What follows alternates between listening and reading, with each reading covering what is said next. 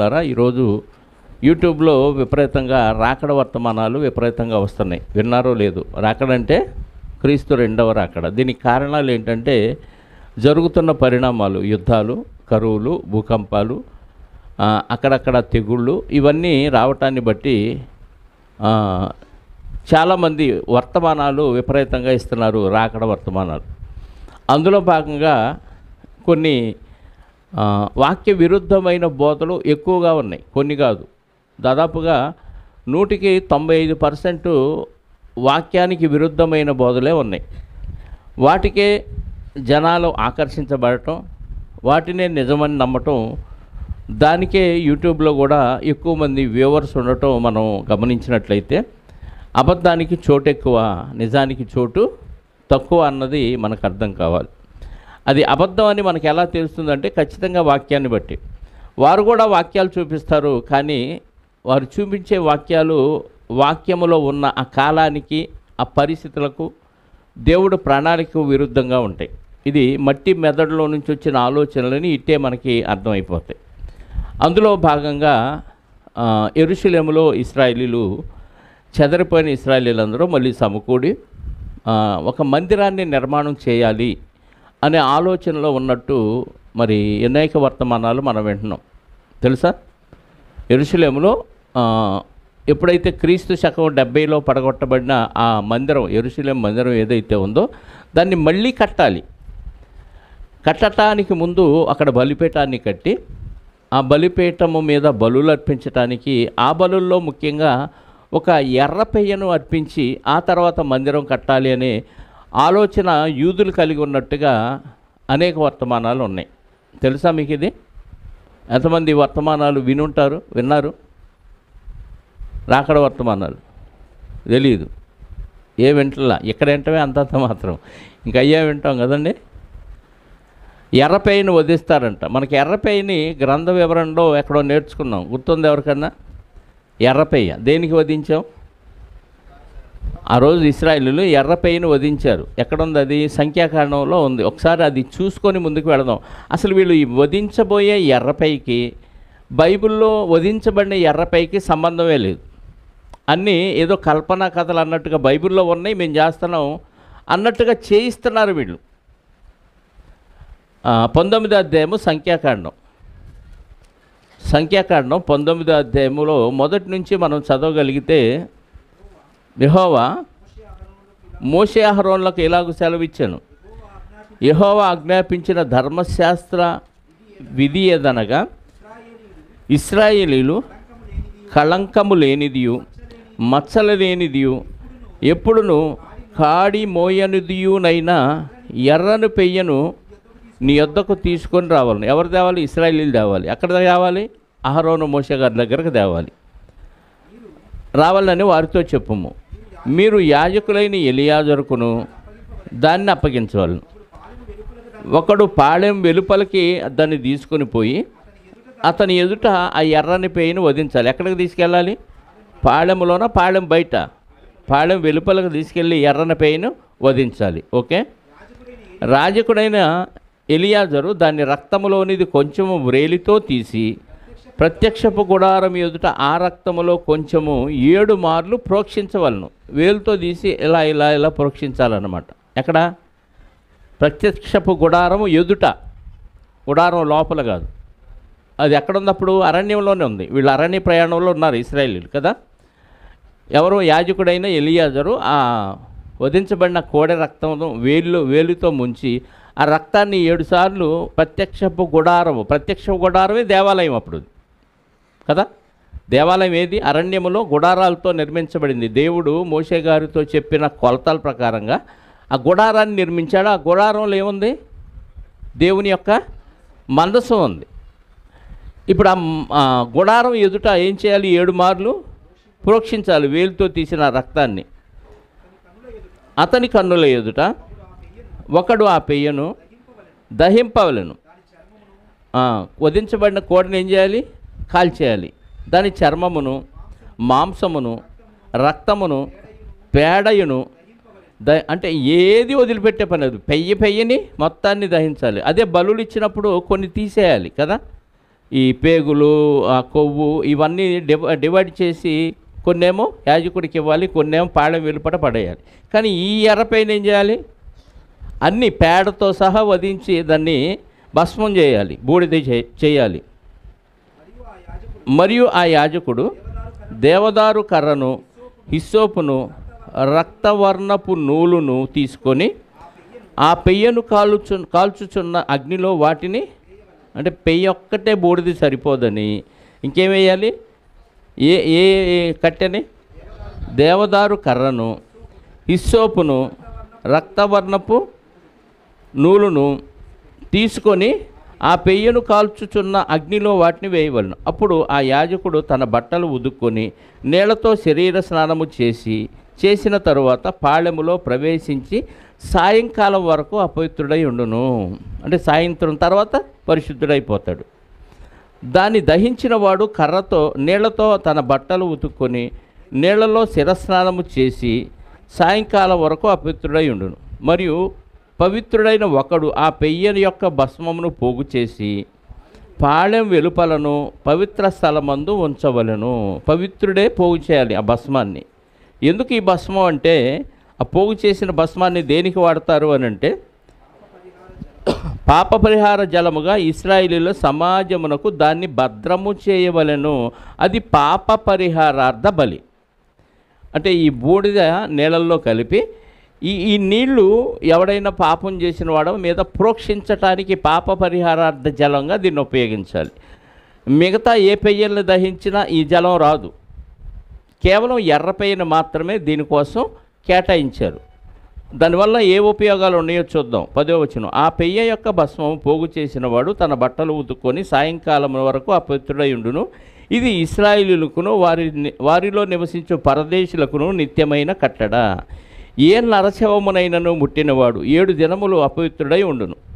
అతడు 3వ దినమున ఆ జలముతో పాపశుద్ధి చేసుకొని 7వ దినమున పవిత్రుడగును. ఎవడన్నా శవాన్ని ముడితే వాడు అపవిత్రుడంట ఆ రోజులు. ఇప్పుడు కాదు. ఇప్పుడు నువ్వు శవాన్ని ముట్టినా దేని ముట్టినా అపవిత్రతే లేదు. ఇది హృదయానికి సంబంధించింది, అక్కడ శరీరానికి సంబంధించింది. వాడు శవాన్ని ముడితే 3వ రోజు 7 రోజులు అపవిత్రుడు. 3వ రోజు ఆ జలంతో ఏం చేయాలి? వాడు శుద్ధి చేసుకొని 7వ దినమున పవిత్రుడగును. అయితే వాడు 3వ దినమున పాపశుద్ధి చేసుకొనని ఎడల 7వ దినమున పవిత్రుడు కాడు. 3 రోజులకే పాపశుద్ధి ఈ జలంతో చేసుకోవాలి, లేకపోతే వాడు 7 రోజులకు కూడా పవిత్రుడు అవడు. నరశవమును ముట్టినవాడు అట్లు పాపశుద్ధి చేసుకొనని ఎడల వాడు యెహోవా మందిరమును అపవిత్రపరచువాడగును. వాడు మందిరంలో కూడా ప్రవేశించకూడదు. వాడు ప్రవేశిస్తే మందిరం అపవిత్రం అయిపోయిద్దండి. శరీర సంబంధమైన కట్టడలు చూడండి దేవుడు ఎలా పెట్టాడు. ఒక శవాన్ని ముడితే వాడు ఈ పాప శుద్ధి జలముతో పవిత్రపరచుకోకపోతే వాడు ఎక్కడికి వెళ్ళినా ఆ స్థలం అంతా ఏమైంది? అపవిత్రం అయిపోయింది. కాబట్టి ఇంకా వాడు అంటరాని వాడుగా చూడాలి. అంటే దేవుడు చెప్పిన కట్టడను ఖచ్చితంగా పాటించటానికే ఇలాంటివి పెట్టాడు తప్ప నిజంగా అంటరాని వాడు అని భావం కాదు అది. ఓకే. నరశవమును ముట్టినవాడు అట్లు పాపశుద్ధి చేసుకొనని ఎడల వాడు యెహోవా మందిరమును అపవిత్రపరచువాడగును. ఆ మనుషుడు ఇశ్రాయేల్లో నుండి అసలు ఈ జనాంగంలోంచి కొట్టేయబడాలంట. పాప పరిహారార్థ జలము వాని మీద ప్రోక్షించబడలేదు గనుక వాడు అపవిత్రుడు. వాని అపవిత్రత ఇంకా వానికి ఉండును. ఒకడు ఒక గుడారములో చచ్చిన ఎడల దాని గూర్చిన విధి ఇది. ఇలా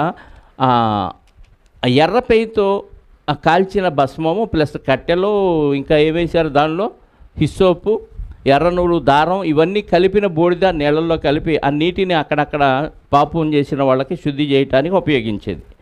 ఇప్పుడు ఇశ్రాయేలీలు తక్కువ, యూదులు ఎక్కువ. ఇప్పుడు ఇజ్రాయెల్ దేశంలో ఉన్న యూదులు ఒక ఎర్ర పెయ్యను బలివ్వటానికి సిద్ధపరిచారంట. మీరు అప్డేట్ వార్తలు చూస్తుంటే వస్తూ ఉంటాయి ఇజ్రాయెల్ గురించి. ఒక పక్క యుద్ధాలు జరుగుతున్నాయి హమాస్ వారితో. రెండోది ఈ ఇన్స్టెంట్ బలిపీఠం కట్టాలంట. అంటే ఆ బలిపీఠం ఎలా ఉంటుందంటే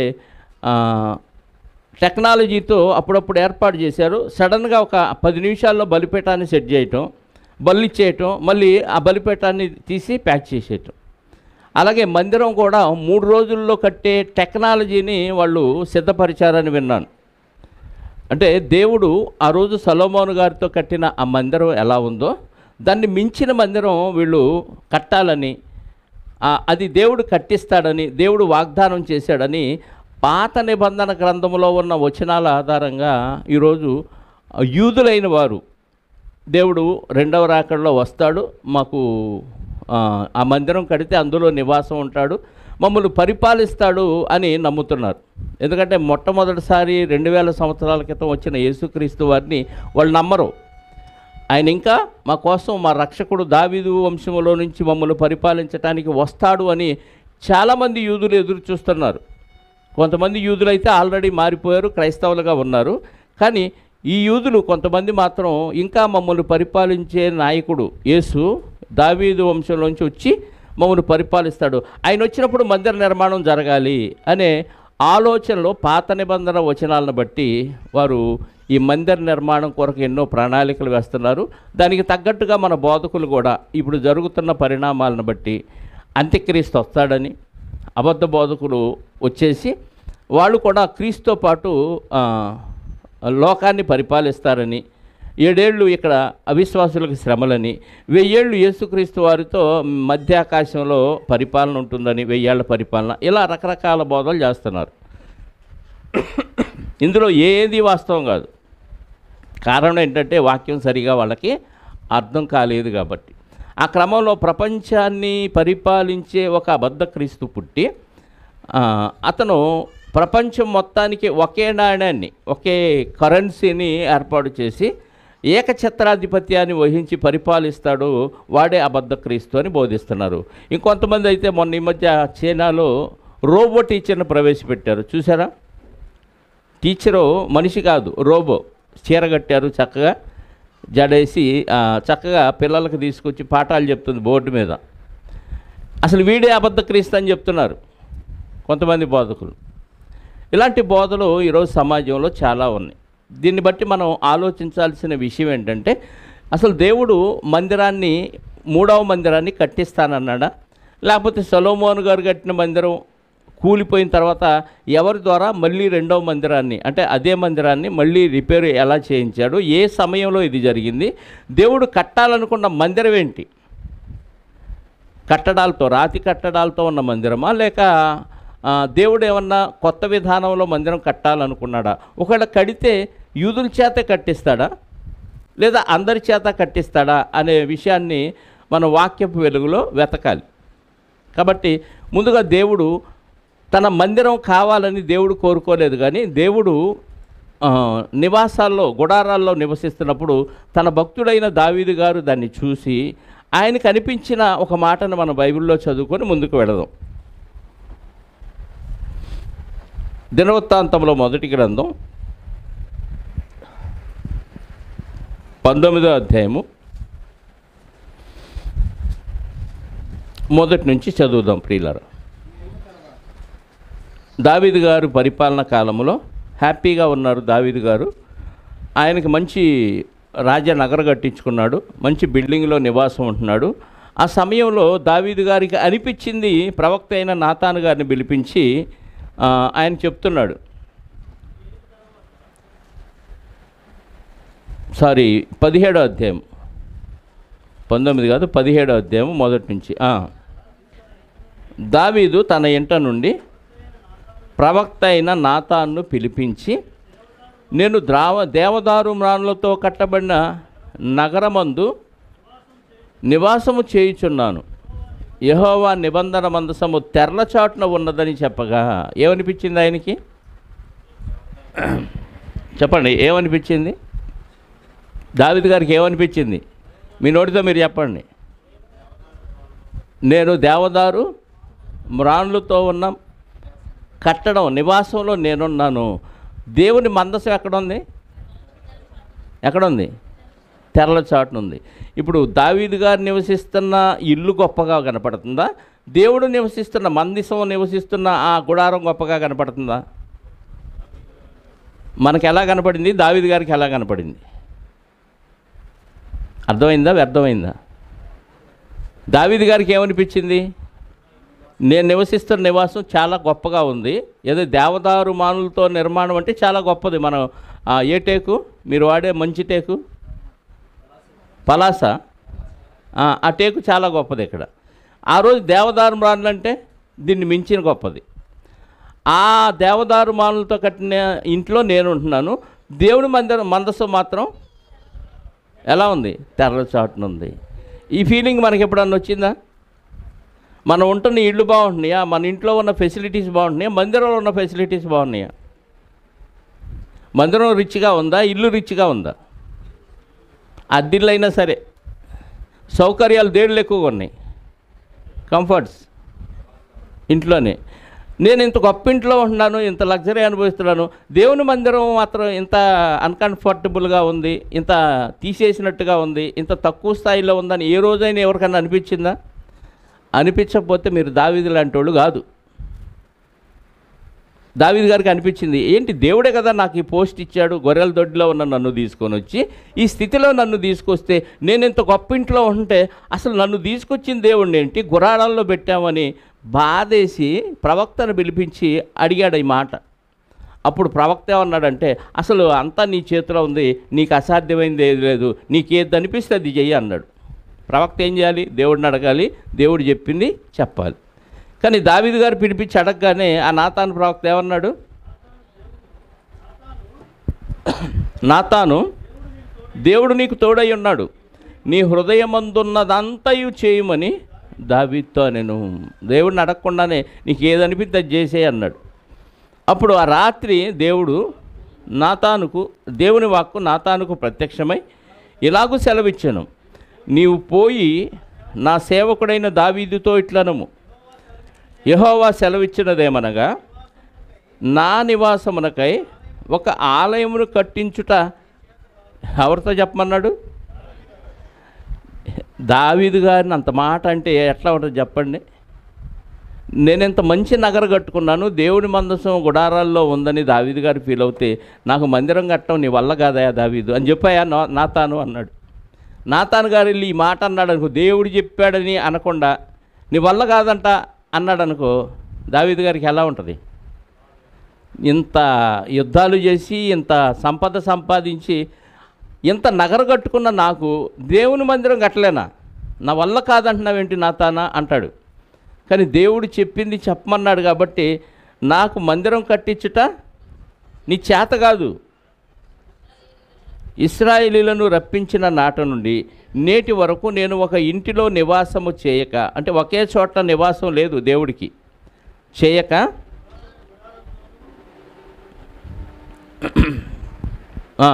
ఒకానొక గుడారములోను ఒకానొక డేరాలోను నివాసము, ఒకసారి గుడారంలో ఉన్నా ఒకసారి డేరాల్లో ఉన్నా, ఒక చోట లేదు. మీరు అరణ్యంలో ప్రయాణం చేసిన అన్ని రోజులు మోసుకుంటూ వెళ్ళారు, అక్కడ పెట్టారు ఇక్కడ పెట్టారు, అలా తిప్పుతూనే ఉన్నారు. ఒక పర్మనెంట్ నివాసం అద్దెలకు తిరుగుతూ ఉంటాం కదా, సొంత ఇల్లు లేనోళ్ళు కదా.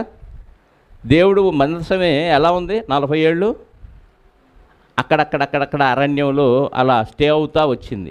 సరైన నివాసం ఆయనకు కూడా లేదు భూమి మీద. లోకాలను కలిగించిన దేవుడు తన మహిమను కనపరచడానికి భూమి మీద నివాసం ఉండటానికి చిన్న టెంట్ హౌస్ ఉంది కదా. టెంట్ హౌస్ అంటే అన్నీ ఉండేవి కాదు, ఒక టెంట్లో ఇంటిలో ఉన్నాడు. అదే చెప్తున్నాడు, అక్కడక్కడ నేను గుడారములోను ఒకానొక డేరాలోను నివాసం చేసి తిని, నేను ఇశ్రాయేలందరినీ మధ్యను సంచరించిన కాలమంతయు మీరు నా కొరకు దేవదారు మ్రానులతో ఆలయమును కట్టకుంటిరేమి అని నా జనమును మేపవలసినదని నేను ఆజ్ఞాపించిన ఇశ్రాయేళ్ల న్యాయాధిపతులలో ఎవరితోనైనను నేనొక మాట అయినను పలికియుంటినా. ఎవరితో నేను ఒక్క మాట కూడా అనలా. నాకేంటయ్యా మీరు ఒక మందిరం కూడా కట్టరు, ఒక దేవదారు మ్రానుతో నివాసం కట్టరేంటి అని ఎప్పుడైనా ఎవరినైనా అడిగానా అంటున్నాడు దేవుడు. అంటే దేవుడికి ప్రత్యేకంగా నా వలన ఇన్ని మేర్లు పొందారు, నాకు ఒక నివాసం కావాలి అనే ఆలోచన లేదు. అర్థమైందా? నాకు న్యాయాధిపతుల దగ్గర నుంచి అరణ్యములు అంటే గుడారాల్లో నివసిస్తూ మోసుకొచ్చారు యాజకులు. ఇప్పుడు న్యాయాధిపతుల కాలం ప్రారంభమైంది, మనం అదే కదా ఆలోచిస్తున్నాం. న్యాయాధిపతుల గ్రంథాన్ని మనం ఆలోచిస్తున్నాం. న్యాయాధిపతుల్లో కూడా ఎవరికి చెప్పలేదంట దేవుడు. ఏమని? నాకు దేవదారు మ్రానులతో కట్టిన నివాసం కావాలి, ఆలయం కావాలని ఎవరితో ఎప్పుడైనా నేను చెప్పానా, పలికి ఉంటినా? కావున నీవు నా సేవకుడైన దావీదుతో చెప్పవలసినదేమనగా, సైన్యములకు అధిపతియగు యెహోవా ఈ ప్రకారము సెలవిచ్చుచున్నాడు, నీవు నా జనులైన ఇశ్రాయేలీయుల మీద అధిపతివై ఉండునట్లు గొర్రెల వెంబడి తిరుగుచున్న నిన్ను గొర్రెల దొడ్డిలో నుండి తీసుకొని నీవు వెళ్ళిన చోటనెల్లా నీకు తోడుగా ఉండి నిన్ను ద్వేషించు వారిని నీ ముంద నిలవనీయక నిర్మూలము చేసితని. దావీదు గారితో ఫ్లాష్ బ్యాక్ గుర్తు చేయమని చెప్తున్నాడు. గొర్రెలు కాసుకునే నిన్ను తీసుకొచ్చాను, నీకే నేను బలాన్ని ఇచ్చి నువ్వు ఎక్కడికి వెళ్ళినా నీ ముందు ఎవడో నిలబడకుండా అందరినీ ఓడించే సామర్థ్యాన్ని నేనే నీకు ఇచ్చానని దావీదుతో చెప్పు. లోకములోని ఘనులకు కలిగి ఉన్న పేరు వంటి పేరు నీకు కలుగ చేయుదును. మరియు నేను నా జనులైన ఇశ్రాయేలీయుల కొరకు ఒక స్థలమును ఏర్పరిచి వారిని నాటుదును. అంటే దేవుడే ఏర్పాటు చేస్తాడా స్థలం? మనం ఏర్పాటు చేసుకోవాలి. దేవుడే నా పిల్లల కొరకు నేను ఒక మంచి స్థలాన్ని ఏర్పాటు చేసి అందులో నిన్ను నాటుతానంటున్నాడు దావీదు గారిని. వారు మరి తిరుగులాడక తమ స్థానమందు ఉందుదురు. పూర్వమందు జరిగినట్టును నా జనులైన ఇశ్రాయేలీయుల మీద నేను న్యాయాధిపతులను నిర్ణయించిన కాలం మొదలుకొని జరుగుచూ వచ్చినట్లు దుష్టులు వారిని ఇక శ్రమ పెట్టకుందురు. దుష్టులు అంటే లోకంలో ఎవడబడితే వాళ్ళ యుద్ధానికి వచ్చే వాళ్ళ మీద వాళ్ళు ఓడించి ఇశ్రాయేలుని శ్రమలు పెట్టే పరిస్థితిక ఉండదు. నిన్ను నాటుదును అంటున్నాడు. ఇందులో దావీదు గారికి ఇవ్వబోయే రాజ్యం గురించి ఉంది. దావీదు గారి ద్వారా యేసుక్రీస్తు వారికి ఇవ్వబోయే పర్మనెంట్ రాజ్యం గురించి కూడా ఉంది. గుర్తుపెట్టుకోండి. అర్థమైందా? దావీదు గారి వంశంలో నుంచే కదా వచ్చింది ఎవరు? యేసుక్రీస్తు వారు. ఇప్పుడు దావీదు గారికి రాజ్యాన్ని ఎలా స్థిరపరుస్తాడో, దావీదు గారిని ఎలా నాటాడో, దావీదు వంశంలోంచి వచ్చిన యేసుక్రీస్తు వారిని కూడా అలాగే నాటాడన్న విషయం ఇందులో దాగి ఉంది.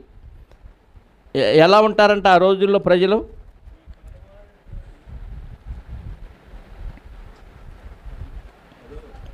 10వ వచనం, నీ పగవారిని అందరినీ నేను అణచివేసేదను, అదియుగాక యెహోవా నీకు సంతతి కలుగ చేయునని నేను నీకు తెలియచేసితిని. నీ జీవిత దినములు తీరి నీ పితరుల యొద్దకు నీరు చేరునప్పుడు నీ కుమారుల వలన కలుగు నీ సంతతిని నేను స్థాపన చేసి అతనికి రాజ్యమును స్థిరపరచెదను. అతనికి అంటున్నాడు, అంతేనా? అతని రాజ్యమును, ఎవరి రాజ్యం? దావీదు గారి సంతతి రాజ్యం. సంతతి అనగానే ఒకళ్ళు కాదు, అలా వారసత్వంగా దావీదు వంశంలోంచి వచ్చిన వాళ్ళే యూదులను పరిపాలించాడు. ఇశ్రాయేల్ని పరిపాలించిన రాజులు వేరు, యూదులను పరిపాలించిన రాజులు వేరు. దావీదు గారి తర్వాత సొలొమోను గారి తర్వాత రెహబాము, యెరోబాము కాలంలో విడిపోయింది. ఇశ్రాయేల్ రాజు వేరు, యూదుల రాజు వేరైపోయాడు. ఇప్పుడు నీ సంతతిని నేను నాటుతానన్నాడు, నిన్ను నాటుతానన్నాడు. నీ సంతతిని నేను స్థాపన చేసి అతని రాజ్యమును స్థిరపరచెదను. అతడు నాకు ఒక మందిరమును కట్టించును. అంటే దావీదు గారి వంశంలో నుంచి వచ్చిన ఒక ఆయన మందిరాన్ని కడతాడు. అతని సింహాసనమును నేను నిత్యస్థాపన చేసేదను. గుర్తుపెట్టుకోవాలి, నిత్యస్థాపన అంటే ఇంకా ఈ దావీదు వంశంలోంచి వచ్చిన ఆయన తప్ప ఇంకెవ్వరూ పరిపాలించకూడదు. ఆ రాజ్యం ఎప్పటిదాకా ఉండాలి? ఎండింగ్ లేనిదై ఉండాలి. అంటే నిత్యము నీ వంశంలోంచి వచ్చిన వాళ్ళే ఈ యూదులను పరిపాలిస్తారు అనే ఒక వాగ్దానం దేవుడు చేశాడు. ఇప్పుడు యూదుల పరిపాలన అంతమైపోయినా యూదులలో నుండి వచ్చిన యేసుక్రీస్తు వారి ద్వారా ఏర్పాటైన రాజ్యం నిత్య రాజ్యం. మనకి లోకాసు వార్తలో ఒక మాట ఉంటుంది, అది చూసుకొని మళ్ళీ ఇక్కడికి వద్దాం. మరియమ్మ గారితో దేవదూత వచ్చి చెప్పిన సందర్భాన్ని ఒకసారి మనం చూడగలిగితే, దేవదూత వచ్చి మరియమ్మ గారితో ఏమని చెప్పాడు? 1వ అధ్యాయము 31 నుంచి చూద్దాం. ఇదిగో మరియమ్మ గారితో దేవదూత చెప్తున్న సందర్భం, ఇదిగో నీవు గర్భము ధరించి కుమారుని కని ఆయనకు యేసు అని పేరు పెట్టుదు. ఆయన గొప్పవాడై సర్వోన్నతుని కుమారుడు అనబడును. ప్రభు అయిన దేవుడు ఆయన తండ్రి అయిన దావీదు సింహాసనమును ఆయనకి, ఎవరి సింహాసనం? ఎవరి గర్భంలోంచి పుట్టి ఆయనకి ఇస్తున్నాడు దేవుడు? దావీదు గర్భంలోంచి పుట్టిన ఆయనకి ఇస్తున్నాడు. ఆయనే మన ప్రభు అయిన యేసుక్రీస్తు వారు. ఆయనకి ఇస్తాడు, ఆయనకి ఇచ్చును. ఆయన యాకోబు వంశస్థులను యుగ యుగములు ఏలును, ఆయన రాజ్యము అంతము లేనిదయ్యుండునని ఆమెతో చెప్పాను. ఈ వచనం అర్థమైపోతే ఇంకా తప్పుడు బోధలే ఉండవు. దేవుని రాజ్యం రాబోతుందని, యేసుక్రీస్తు వారు వచ్చి మధ్యాకాశంలో నిలబడి మధ్యాకాశంలో సింహాసనం వేసుకొని 1000 ఏళ్ళు పరిపాలిస్తాడనే ఆలోచనే రాదు. ఎందుకు రాదంటే ఆయన కన్యమరియ గర్భంలో పుట్టినప్పుడు స్థాపించబోయే రాజ్యం గురించి ఈ మాటలు తెలియజేస్తాను. మరియమ్మ గారితో దేవదూత ఏం చెప్తున్నాడు? ఆయన గర్భం ధరించి కుమారుని కంటావు, ఆ కుమారుడు దావీదు సింహాసనం మీద ఆసీనుడై యాకోబు వంశస్థులను యుగ యుగములు ఏళ్తాడు. యుగ యుగములు ఏలే రాజు ఎవరు? ఒక యుగానికే ఫట్టు రాజు కదా. కానీ ఈ రాజు యుగ యుగాలు ఏలే రాజు. ఎవరా రాజు? మరియమ్మ గర్భంలో నుంచి పుట్టిన యేసుక్రీస్తు వారు. ఆయన రాజ్యం గురించి ముందే దేవుడు దావీదు గారితో చెప్పాడు. ఇందా చదివింది, మళ్ళీ వద్దాం. 17వ అధ్యాయము దినవృత్తాంతాల మొదటి గ్రంథం 12వ వచనం. అతడు నాకు ఒక మందిరమును కట్టించును. ఇటు సొలొమోను గారి కట్టే మందిరం గురించి చెప్పాడు, ప్లస్ యేసుక్రీస్తు వారు కట్టే మందిరం గురించి కూడా ఈ వచనంలో డబల్ ప్రాఫెసీ అంటారు. అంటే 2 విషయాలు దాగి ఉన్న ప్రవచనం ఇది. మందిరమును కట్టును, అతని సింహాసనము నేను నిత్య స్థాపన చేసేదను, నేను అతని తండ్రినే యుందును, అతడు నా కుమారుడై యుండును. నీకంటే ముందుగా ఉన్న వానికి నా కృపను నేను చూపక మానినట్లు అతనికి నేను నా కృపను చూపక. అంటే ముందు రాజులకి తేడా వస్తే కృపను దూరం చేశాడు దేవుడు. సౌలు రాజును అదే చేశాడు, న్యాయాధిపతులకు అదే చేశాడు, ఇశ్రాయేలుకి అందరికీ అదే చేశాడు. కానీ నీ ద్వారా వచ్చే రాజుకి నేను కృపను దూరం చేయను. వాడు అక్రమం చేసిన వాడిని మొత్తి వాడి ద్వారా మళ్ళీ నీ వంశంలో నుంచే రాజును పెడతాను. ఇది శరీర సంబంధమైన వంశావళిలో రాజులు ఉన్నారు దావీదు గారి వంశంలో నుంచి. కానీ నిత్యము స్థాపించే రాజ్యం యేసుక్రీస్తు వారితో ఏర్పాటైందని ముందే చెప్పాడు. నా మందిరమును నా రాజ్యమందును నేను నిత్యము అతని స్థిరపరచదను, అతని సింహాసనము ఎన్నటికీ స్థిరముగా ఉండునని అతనికి తెలియచేయము. దావీదు గారికి చెప్పమని, ఈ విషయాలన్నీ చెప్పమని నాతాను ప్రవక్తకు దేవుడు చెబితే నాతాను ప్రవక్త గారు వచ్చి దావీదు గారికి ఈ విషయాలన్నీ చెప్పాడు. ఇదే విషయం సమూయేలు 2వ గ్రంథంలో వ్రాయబడి ఉంది. అది కూడా చూద్దాం. అక్కడ కొంచెం ఇంకా క్లారిటీగా మనకు అర్థమైంది. సమూయేలు గారు రాసిన 2వ గ్రంథం 7వ అధ్యాయము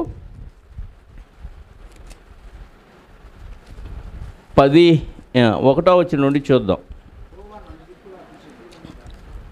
యెహోవా నలుదిక్కుల అతని శత్రువుల మీద అతనికి విజయం ఇచ్చి అతనికి నెమ్మది కలుగు చేసిన తర్వాత రాజు నగర్నందు కాపురం ఉండి నాతాను ప్రవక్తను పిలువనంపి, రాజు నగర్నందు కాపురం ఉండి నాతాను ప్రవక్తను పిలువనంపి, అంటే యుద్ధాలన్నీ చేసి ప్రశాంతంగా ఉన్నాడు దావీదు గారు.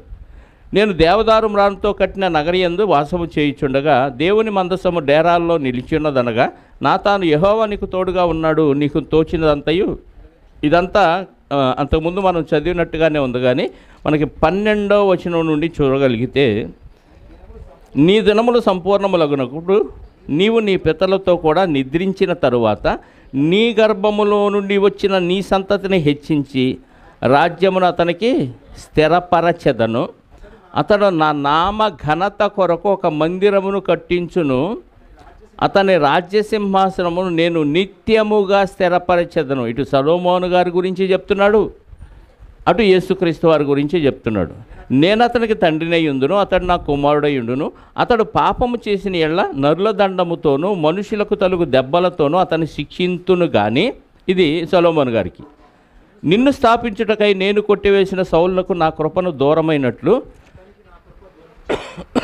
అతనికి నా కృపను దూరము చేయను. నీ మట్టుకు నీ సంతానము నీ రాజ్యము నిత్యము స్థిరమగును, నీ సింహాసనము నిత్యము స్థిరపరచబడును అని నాతాను గారికి దర్శనం కలిగింది. ఈ విషయాన్ని దావీదు గారికి చెప్పాడు. అంటే దావీదు గారికి దేవుడు చేసిన ఆ వాగ్దానం బట్టి సింహాసనం ఎలా ఉంటుంది? నిత్యము స్థిరపరచబడిద్ది. మరి సౌలు గారి రాజ్యం నిత్యము ఉందా? సొలొమోను గారి రాజ్యం నిత్యం ఉందా? యేసుక్రీస్తు వారి రాజ్యం నిత్యం ఉందా? యేసుక్రీస్తు వారు. అంటే ఒకే ప్రవచనంలో రెండు విషయాలు మనకి దేవుడు తెలియచేస్తున్నాడు. అంటే భవిష్యత్తులో యేసుక్రీస్తు వారి ద్వారా కట్టబోయే విషయాన్ని అక్కడే చెప్పేశాడు. సో టోటల్గా దావీదు గారి తరం అయిపోయింది. దావీదు గారు మందిరం కట్టాలనుకున్నాడు. ఆ కట్టాలన్న విషయాన్ని దేవుడికి చెప్తే దేవుడు ప్రవక్త ద్వారా విషయాన్ని తెలియచేసినప్పుడు సొలొమోను గారికి పట్టం కట్టాడు. ఎవరు? దావీదు గారు. కట్టిన తర్వాత సొలొమోను గారు ఏ సంవత్సరంలో మనకి ఈ విషయాలు తెలియచేశాడు, మందిరం ఎప్పుడు కట్టాడు అనేది దినవృత్తాంతాల మొదటి గ్రంథం 22వ అధ్యాయము 22 6వ వచనం నుండి చూద్దాం ప్రియులారా.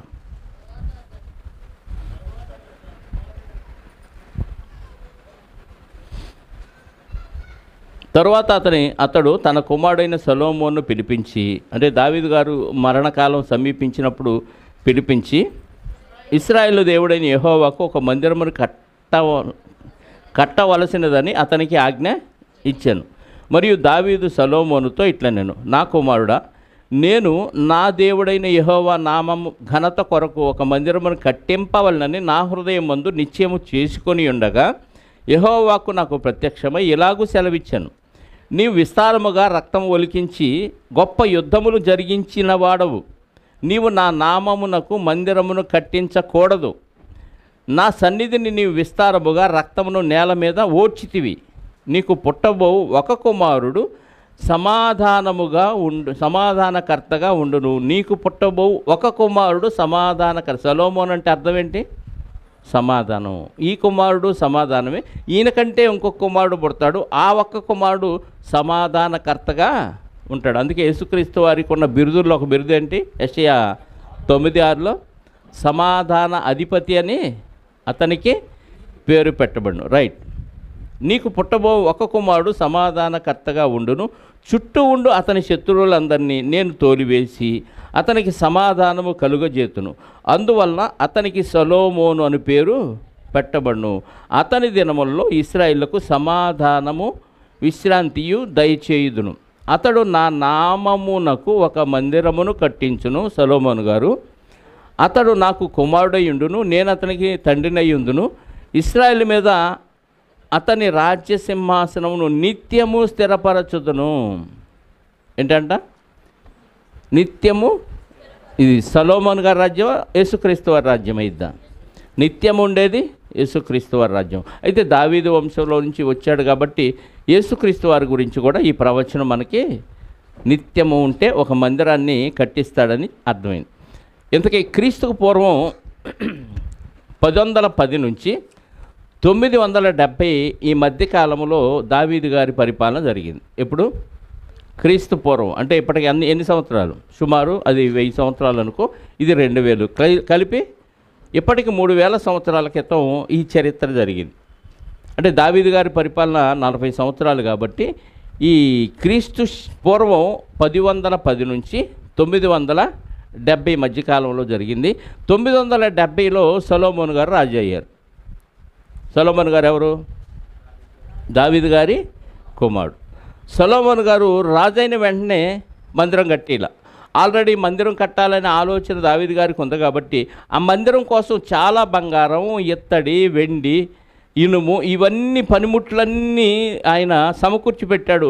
ఇంకా నువ్వు సమకూర్చుకొని నా దేవుని మందిరం కొరకు ఆయన ఘనత కొరకు ఒక మందిరం కట్టాలని సొలొమోను గారితో చెప్పాడు దావీదు గారు. చాలా వస్తువులు సమకూర్చి పెట్టాడు, చాలా బంగారాన్ని కూడా పోగు చేశాడు దావీదు గారు. అయితే సొలొమోను గారు ఎప్పుడు సింహాసనాన్ని ఎక్కాడు, ఎప్పుడు మందిరాన్ని కట్టాడు అనేది మనం చూడగలిగితే రాజుల మొదటి గ్రంథం 6వ అధ్యాయము మొదటి నుంచి చదువుదాం. రాజుల మొదటి గ్రంథం 6వ అధ్యాయము. అయితే ఇశ్రాయేలీయులు ఐగుప్తు దేశములో నుండి బయలుదేరి, జాగ్రత్తగా వినండి, ఇశ్రాయేలీయులు ఐగుప్తు దేశంలో నుంచి బయలుదేరి వచ్చిన 480వ సంవత్సరమందు, అనగా సొలొమోను ఇశ్రాయేలును ఏలిన 4వ సంవత్సరమందు. ఇక్కడ ఇశ్రాయేలు ఐగుప్తులో నుంచి బయలుదేరింది వచ్చింది ఎంతకాలం అంటే ఇక్కడ 480 సంవత్సరాలు. 480లో అక్కడ అరణ్య ప్రయాణం ఎంతకాలం పోయింది? 40 సంవత్సరాలు. ఇంకా మిగిలిందంతా చెప్పండి, ఇంకెంత వినపట్ల? 440. 440లో దావీదు గారి పరిపాలన 40 తీసేయండి, మిగిలింది 400. అంటే న్యాయాధిపతుల కాలం ప్రారంభమై, అంటే ఇశ్రాయేలీయులు కనాను దేశంలో ప్రవేశించిన దగ్గర నుంచి ఇప్పుడు సొలొమోను గారు సింహాసనం ఎక్కిన వరకు ఎంతకాలం ఉన్నారు వీళ్ళు అక్కడ? సుమారు 400 సంవత్సరాలు అక్కడ ఉన్నారు. అంటే అందుకే ఇశ్రాయేలు ఐగుప్తులో నుంచి బయలుదేరినప్పటి నుంచి 480వ సంవత్సరమందు, అనగా సొలొమోను ఇశ్రాయేలును ఏలిన 4వ సంవత్సరమందు, అంటే సొలొమోను గారు ఎప్పుడెక్కారు? క్రీస్తు పూర్వం 970లో ఎక్కారు. ఎక్కిన 4 సంవత్సరాల తర్వాత మందిరం కట్టాలనే ఆలోచన వచ్చింది. అంటే ఏ కాలం, ఏ టైం అది, ఏ సంవత్సరం? క్రీస్తు పూర్వం 70లో 4 ఏళ్ళు తీసేయండి, చెప్పండి. 966. అంటే క్రీస్తు పూర్వం 966లో జీప్ అనే 2వ నెల, అది అక్కడ రాశాడు చూడండి, ఏ నెల అది? జీప్ అనే 2వ నెల మాసమున అతడు యెహోవా మందిరమును కట్ట ప్రారంభించను. జీప్ అనే 2వ నెల అంటే ఇశ్రాయేలుకి 2వ నెల. మొదటి నెల వీసాను లేదా అబీబు నెల.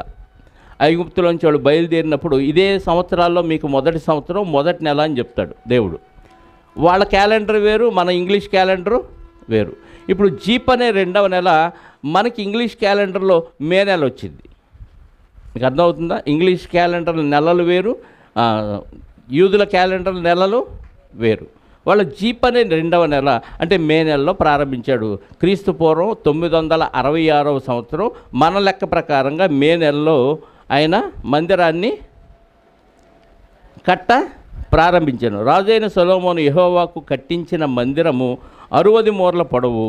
ఇదంతా చెబుతూ ఆ మందిరాన్ని కట్టే విషయంలో సుత్తి కానీ గొడ్డలు కానీ మొదలైన ఇనుప పనిముట్ల ధ్వని ఎంత మాత్రం వినబడలేదని 7వ వచనంలో ఉంది. అంటే ఇనప పనిముట్లతో చెక్కిన రాళ్లతో చేయలేదు, స్వతహాగా ఉన్న మంచి రాళ్ళను తీసుకొచ్చి మందిర నిర్మాణం జరిగించాడు. ఆ జరిగించిన తర్వాత ఎప్పుడు అది 37, 38 వచనాలు ఎప్పుడు ముగిసిందో చూద్దాం. పునాది ఎప్పుడు వేశారు?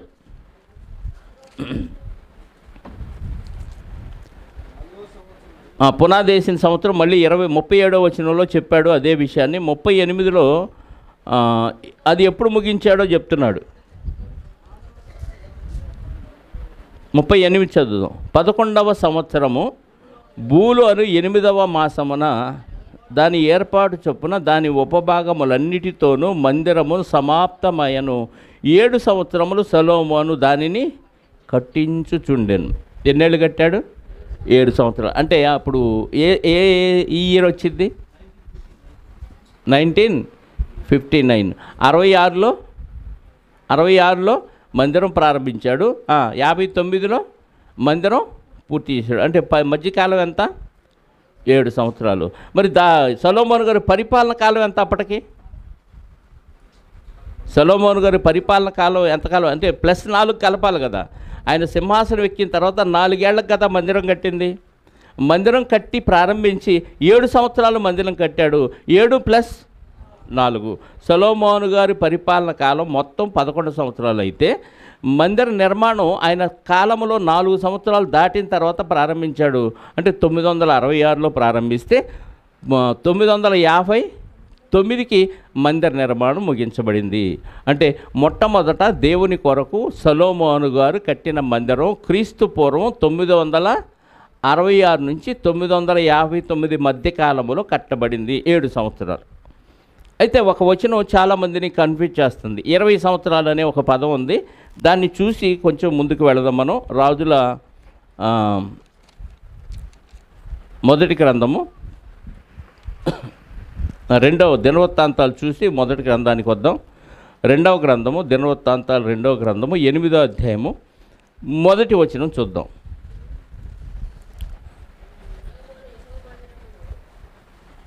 దినవృత్తాంతముల 2వ గ్రంథం 8వ అధ్యాయం మొదటి వచనం. సొలొమోను యెహోవా మందిరమును నగరును కట్టించిన 20 సంవత్సరముల కాలము తీరిన తరువాత.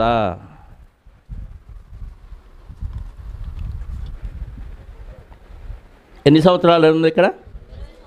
20 సంవత్సరాల. కొంచెం మనసు పెడితే అక్కడే మనకు ఆన్సర్ వచ్చింది. కానీ అక్కడ 7 ఏళ్ళు అన్నాడు, మరి ఇక్కడేంది 20 అంటున్నాడు అని కన్ఫ్యూజన్ అవుతారని చెప్తున్నాను. అక్కడే దేనికి దానికి విడిగా చెప్పాడు. కానీ మనం ఫాస్ట్గా చదివి ఆ 20 కౌంట్ చేస్తాం. సొలొమోను యెహోవా మందిరమును కామబెట్టండి, తన నగరును, రెండు కలిపి కట్టిన కాలం ఎంత? 20 సంవత్సరాలు. మందిరం కట్టిన కాలం మనకు అక్కడ అర్థమైపోయింది. ఎన్ని సంవత్సరాలు అంటే నగర్ను కట్టింది 13. రెండు కలిపి చెప్పాడు ఇక్కడ, అంతే. 20 ఏళ్ళని ఇక్కడ ఉంది, అక్కడేమో 7 ఏళ్ళని ఉంది. కాబట్టి కన్ఫ్యూజ్ అవ్వకూడదు. ఈ క్లారిటీ ఇవ్వటానికి కూడా ఇప్పుడు రాజుల మొదటి గ్రంథంలో ఆ వచనాన్ని రాయించాడు దేవుడు. 7వ అధ్యాయం 1వ వచనం.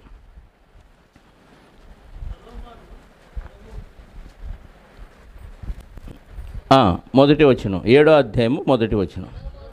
సొలొమోను 13 సంవత్సరములు తన నగరును కట్టించను. అక్కడ మందిరాన్ని 7 సంవత్సరాలు కట్టించాడు 6వ అధ్యాయంలో. 7వ అధ్యాయం 1వ వచనంలో నగరును 13 సంవత్సరాలు కట్టించాడు. రెండు కలిపి దినవృత్తాంతాల్లో మనకు ఆన్సర్ ఇచ్చాడు. టోటల్గా క్రీస్తు పూర్వం సొలొమోను గారు అద్భుతంగా తన తండ్రి ఏర్పాటు చేసిన సామగ్రితోనూ తను ఏర్పాటు చేసుకున్న సామగ్రితో ఘనంగా దేవుని నివాసానికి ఒక మందిరాన్ని కట్టించినట్లుగా మనకి ఇక్కడ అర్థమవుతుంది. అంటే టోటల్గా ఈ మందిరం ఎప్పటిదాకా, ఏ కాలం వరకు మందిరము రాజనగరు కట్టబడింది అని అంటే సొలొమోను గారి జీవితంలో 20 సంవత్సరాలు, 24 సంవత్సరాలు అయిపోయిన తర్వాత ఈ మందిరం ప్లస్ రాజనగరం కట్టబడింది.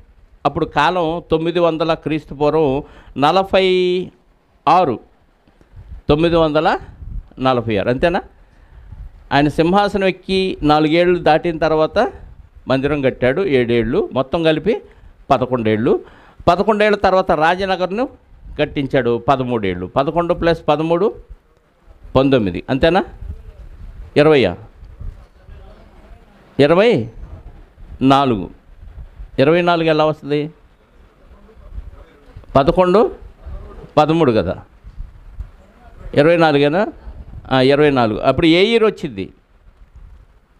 59కి మందిరం అయిపోయింది ప్లస్ 13 చెప్పండి.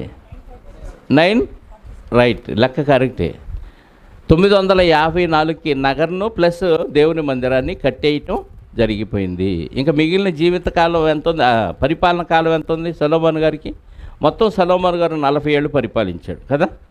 40లో ఇక్కడ 24 అయిపోయింది. ఇంకా మహా అయితే 16 సంవత్సరాలు ఈ రెండు అయిపోయిన తర్వాత ఆయన ఆ మందిరంలో సుఖభోగాలు అనుభవించి ఉంటాడు. ఈ లోపే ఆయనకు వైరాగ్యం రావటం, ప్రసంగి గ్రంథం రాయటం, ఇవన్నీ ఈ లోపే జరిగిపోయింది.